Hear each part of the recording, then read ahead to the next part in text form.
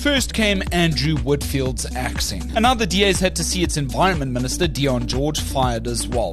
This time, though, for failing to toe the Cabinet's policy lines on COP30 and regulated rhino horn and ivory trading. Allegations, too, of bullying and sexual misconduct claim that George was deeply unpleasant to work with. But he denies the claims. This is happening in the second week of COP30. The United Nations. The worst timing. The worst timing. I mean... G20 as well, you could argue. You're changing the head of the Environment Ministry during the United Nations Climate Conference, annual conference. Like the highlight event in the climate space annually. The whole world is meeting up there, and this happens in the middle of it. The timing could not be worse. Catch my conversation with News 24's new climate correspondent, Ethan van Diemen, next. Later in our training topic, staying with politics and the ANC changes tack for next year's municipal polls.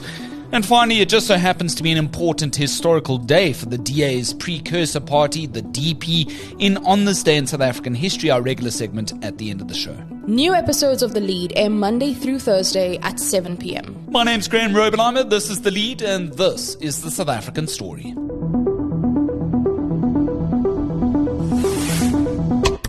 This episode of The Lead is brought to you by 10X Investments. 10X, your future. Moving to our top story today, the fallout from the axing of the DA's Environment Minister, Dion George, is the latest intriguing chapter in the difficult national coalition that it and the ANC are trying so hard to make a success of. Well, George drew the eye of the cabinet just last week when he deviated from agreed policy to push his own views about regulated ivory and rhino horn trade. That was on the sidelines of the COP30 climate conference underway in Brazil. Since then, a series of allegations has since surfaced about George's brief tenure in office, including that of sexual misconduct, expensive international trips, and even undermining the government of national unity itself. Well, News 24's climate correspondent, Ethan van Diemen, charts us through this course of the George saga since last week, and he's in our Cape Town studios with us now for his debut edition. Ethan, how's it going, brother? How's it going, Graeme? Lekker, man. Lovely to have you here. A very interesting political, environmental, ticking all the different various news boxes for us to sink our teeth in. Take us from the beginning, Ethan, with Minister in the Presidency, Kumbutso Ntshabeni, explaining the very first issue that the DA's, now axed Minister Dion George found himself on the wrong side with in terms of official cabinet statements. What was that issue? At the post-cabinet briefing, Minister Ntshabeni basically said that Minister George articulated a position in an international forum that was contrary to South Africa's position on a number of matters. She didn't give us a lot of information, more detail about what exactly this articulation was, and we looked into that. But before I get into that, what was also interesting was there was a draft cabinet statement that made reference to COP20. COP30 is ongoing at the moment in Brazil in Belém. So COP20 is a different COP, and COP20 is COP20 CITES, or the Convention on International Trade in Endangered Species.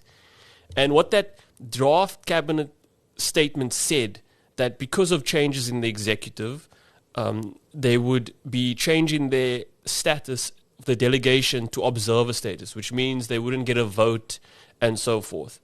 That was then... It's a downgrade. It's a downgrade. South Africa doesn't get a vote, doesn't get a chance to, change the rules or argue for its position. But that was then removed from the final cabinet statement. So there was a little bit of confusion there.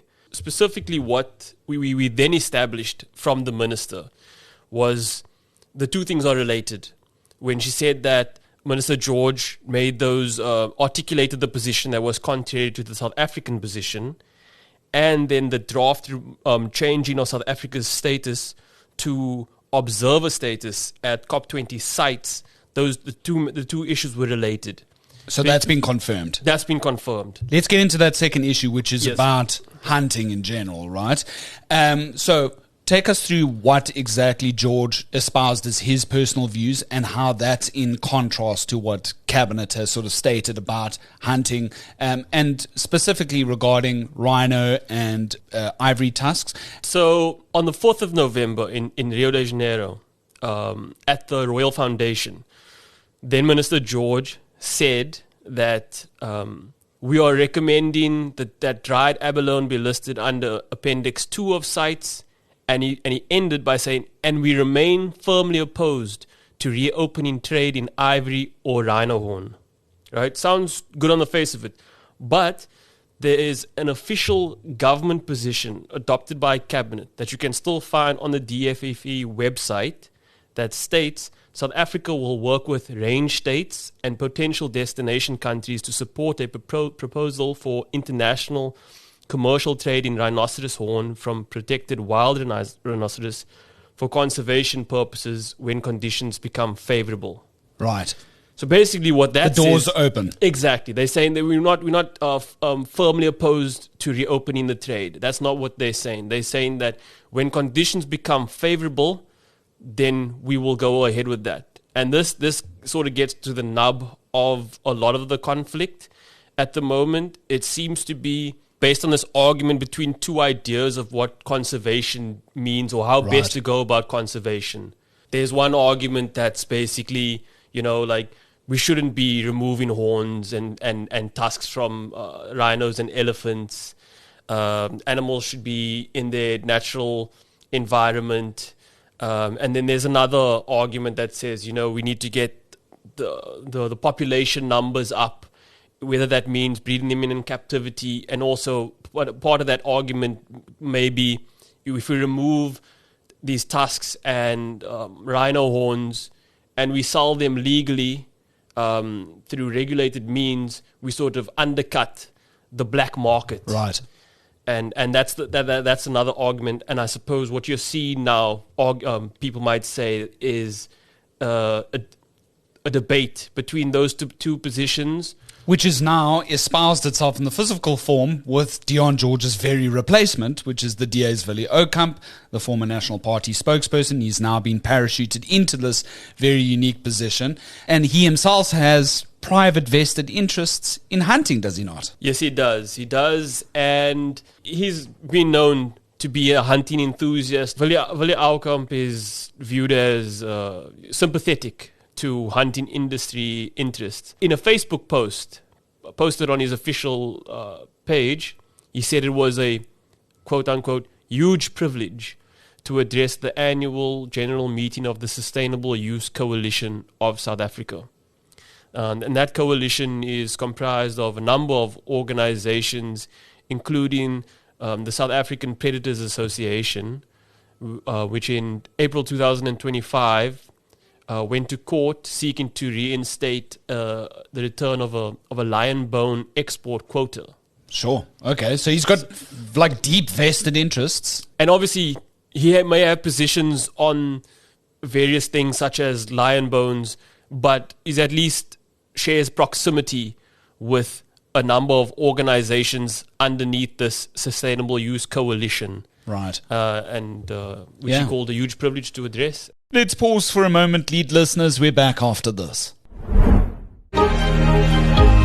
At 10x Investments, we don't only help you invest for retirement, we help you craft a legacy. With thoughtful planning and meticulous execution, you can create the retirement future you've always wanted. Invest with us today. 10x your future. 10x is a licensed FSB. Welcome back to The Lead. This is The Lead. This is the South African story. I'm in conversation with Ethan van Diemen. He's News 24's new climate correspondent. We're chatting the aftermath of the DA's firing of its environmental minister, Dion George, now replacing him as he was sworn in today with the former DA national spokesperson, Willie Okamp. It makes me wonder if, and I'm spitballing here, it makes me wonder why the DA perhaps didn't appoint him initially as being the environmental affairs minister, if he's, got a policy standpoint that lines up with what cabinet's stating at the moment. So clearly you've got a now ex-DA minister, Dion George, who basically was espousing his personal views that he doesn't like any of this. It's really interesting from a political standpoint. And apparently, I don't know if you saw this, Ethan, but Ocamp wasn't the first tip to replace Dion George. It was actually Ivan Mayer, the MEC for Agriculture here in the Western Cape, which I thought would be a very senior deployment. Yeah, that's correct. So a number of our colleagues have looked into this. And, I mean, this deviation from government policy by George was seen as an accelerant, at least to him being removed, but not the primary cause. Right. The primary cause allegedly is just the lack of collegiality between. It's a great word. Yeah. Well, it's quoted extensively by the DA leader John Steenhuisen, talking about having a number of complaints against former Minister George. Allegedly, Minister George would speak very poorly or badly of his cabinet colleagues and other officials, even in his capacity as minister.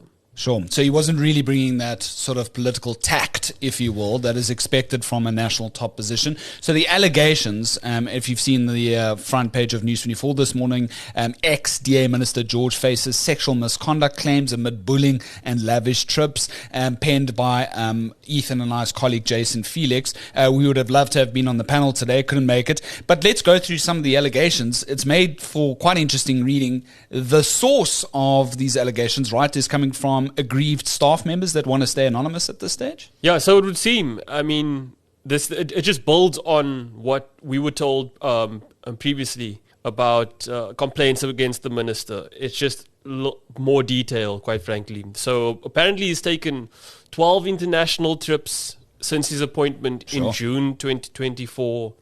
And, Jason says that what he's established was that George was fond of expensive flights and luxury hotel stays. Sure. He also apparently joked with people that he was around that he wasn't suitably qualified for the job. Okay.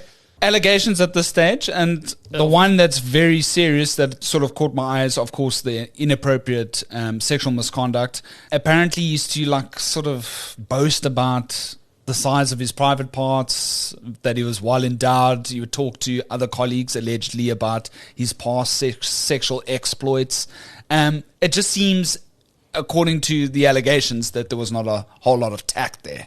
Yet, messages to DA Federal Council Chairperson Helen Ziller and others, they didn't really know an awful lot about it. And George himself has denied most of this, right? Yes, so that's what it seems from this reporting, that a number of very inappropriate behaviors, as you say, recounting of sexual encounters. Yeah, apparently there was a whole list of allegations that someone took to Minister Steenhuisen or DA leader John Steenhuisen, a list of allegations against Minister George. Forcing sort of Steenhuisen's hand here. All of this, of course, follows Andrew Whitfield's axing. These have now been 2 senior DA deployments within the Government of National Unity cabinet. It shows you that it comes down to the caliber of a particular politician that gets inserted into a very senior position, that it's not just limited to the ANC experience, that here, even in this particular, maybe not overtly corrupt in the allegations, but doesn't make for great reading in terms of what's been claimed about George's tenure thus far. Yeah, no, I agree. I think there are 2 other things I also think about this. On the one hand, if this is accountability, and George obviously denies what has been said about him, but if this is accountability, we should welcome that. But secondly, this is happening in the second week of COP30. The United Nations... The worst timing. The worst timing. I mean... G20 as well, you could argue. You're changing the head of the environment ministry during the United Nations climate conference, annual conference. Like the highlight event in the climate space annually. The whole world is meeting up there, and this happens in the middle of it. The timing could not be worse. And I think And also the press's reporting of headlines of a particular policy change and whether or not South Africa could be downgraded as we began our conversation to this like lowly status level. It's almost the comparison of removing your country's embassy from another capital and then downgrading it to like just a little in-jail office.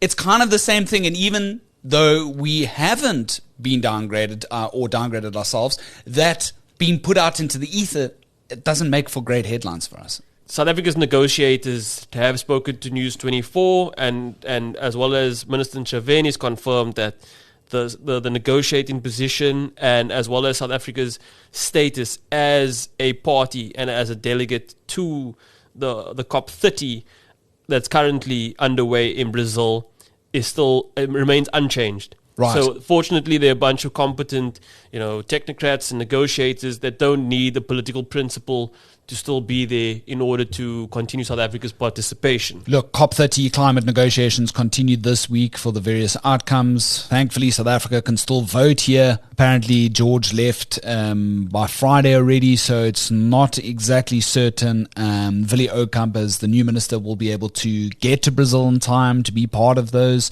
particular talks. So thankfully, we've got a good system in place of, as you say, Ethan, these technocrats that can continue South Africa's work in the meantime while these negative headlines sort of persist. An awful lot's happened in the last couple of days. It's been an interesting conversation with you.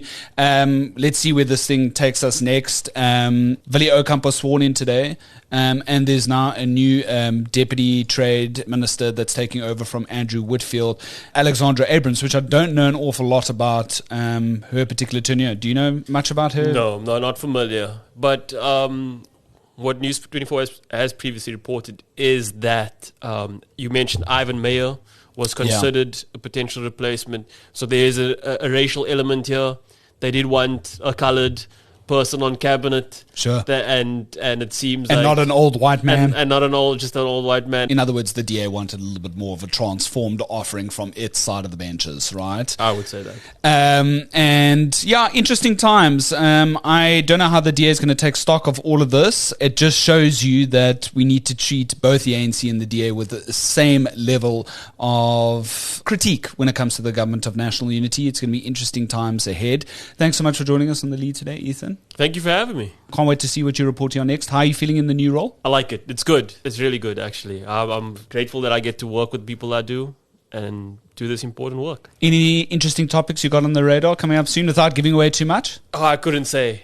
Just something, an investigation into an interesting project here in South Africa and the ways that it may be falling apart. Sure. I'm intrigued already. That's Ethan van Diemen. He's our climate journalist or climate correspondent, as I like to call him, right here at News 24. Thanks so much for your time at The Lead. Thanks, Graeme. Trending topic. Moving to our trending topic, and in a very unconventional move for the ANC, the party's now decided to name its mayoral candidates to stand in next year's municipal polls before the elections and no longer after the results first come in. Former President Kgalema Motlanthe announced this for the ANC earlier Monday. Now, according to Motlanthe, the ANC's national bosses will handpick those who will run for major metros, other cities and towns. This is to ensure that they select people who bring expertise and the requisite qualifications to occupy those positions. Previously, this fell to the party's provincial executive committee to finalise, with the party's provincial chairperson almost always the shoe-in for mayor once the ANC won the poll on the power of its brand rather than the candidate's identity. Now, it's not clear why the former majority governing party has decided to change tack, but many of you in the comment section believe that the DA's Helen Zille deployment to Johannesburg has the ANC worried with sleepless nights. What say you? Can always drop us a voice note 072 562 3179. And finally, Ending off with on this day in South African history, the 17th of November 1973. Well, on this very day, the Democratic Party was officially launched at a one-day conference in Johannesburg, attended by about 200 delegates from across South Africa. Theo Gerdner, a former cabinet minister who had broken away from the ruling National Party, was unanimously elected its very first leader. Now, the DP positioned itself as a reformist anti-apartheid alternative for white voters disillusioned with the NP's hardline racial policies. It advocated for a more inclusive political system, pushed for constitutional reforms long before the democratic transition had taken shape. Now, over the years, the party merged with other liberal formations, including the PP, or Progressive Party, which later became the Progressive Federal Party, and of course the Independent Party, before becoming officially the Democratic Party we remember from the 1990s. That DP, under Tony Leon's leadership, grew into the official opposition after 1999 and would eventually form the backbone of the Democratic Alliance, today the country's largest opposition party. But not the official opposition party, as that honor now falls to Mkhonto Wesizwe. I love a good political show. It always never ceases to amaze how we find ourselves on these various conundrums. The government of national unity is definitely a construct to study for political scientists for many, many years to come. If you'd like to be part of the conversation, drop us a mail at theleader24.com. Hit like, follow and subscribe. That way you'll be notified of our upcoming editions, running like clockwork, Monday to Thursday at 7 p.m. this week. My name's Graeme, and so long as there's trusted news first, we'll always have the lead. This episode of The Lead was brought to you by 10x Investments. 10x your future.